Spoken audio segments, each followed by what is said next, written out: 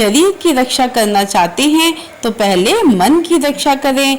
शरीर को नया बनाना चाहते हैं तो मन को सुंदर बनाएं। देश, ईर्ष्या, निराशा, हताशा के विचार शरीर से उसका स्वास्थ्य और सुंदरता छीन लेते हैं। सकारात्मक विचारों के बीज नए सिरे से बोने होंगे। मनुष्य के जीवन में जो भी घटित होता है उसके पीछे जाने अनजाने में बोया गया विचार का बीज छिपा होता है। हम जैसा कार्य करते हैं वैसे ही उसका परिणाम आता है। परिस्थितियों के अनुसार हम दुख या सुख महसूस करते हैं, वह हमारे विचारों का फल ही होता है।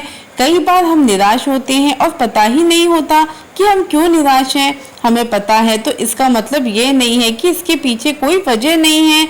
वजह यही है कि कहीं ना कहीं हमने कोई ना कोई विचार जरूर बोया है, उसी के फल के परिणाम स्वरूप हमें निराशा महसूस होती है। इसलिए अब हमें अपने जीवन में सकारात्मक विचारों के बीज नए सिरे से बोने होंगे। साथ ही उसके परिणाम के लिए धैर्यवान रहना होगा। इस दुनिया में ऐसे कई लोग हैं जिनके पास करोड़ों रुपए हैं लेकिन वे खुश नहीं हैं। एक तरफ ऐसे भी लोग हैं जिन्हें रोजी रोटी के लिए हर दिन काम करना पड़ता है और वे खुश हैं। इसका मतलब है कि खुशी बाहर के रंगीन दिखावे से नहीं मिलती। अगर किसी इंसान के दिमाग में बुरे विचार आते हैं तो उसके जीवन में पीड़ा आना स्वाभाविक है। वहीं अगर हम अपनी पूरी ऊर्जा सकारात्मक विचारों में लगा देते हैं तो हमारे जीवन में खुशी परछाई की तरह आगे पीछे घूमेगी। विचारहीन, अज्ञानी और आलसी लोग चीज के बजाय केवल प्रत्यक्ष प्रभावों के साथ देखते हैं। साथ ही वे कानून, भाग्य और संयोग की बात करते हैं।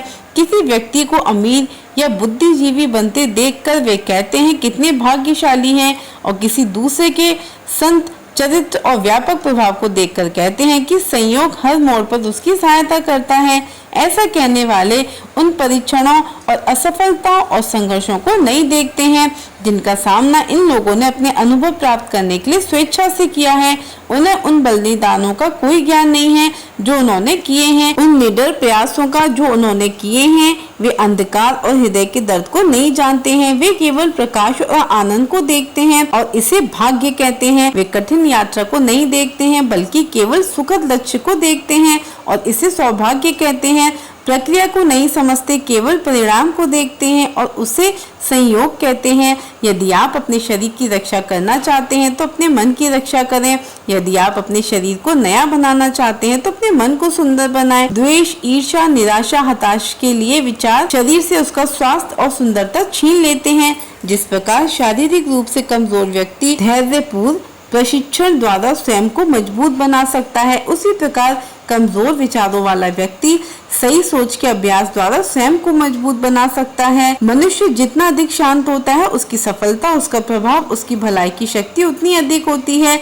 जिसने संदेह और भय पर विजय पाली है उसने असफलता पर विजय पाली है। आज अकेले दुनिया को नहीं बदल सकते लेकिन पानी में एक पत्थर फेंककर कई लहरें पैदा कर सकते हैं। जय श्री गणेश, जय श्री श्याम, जय श्री राधे।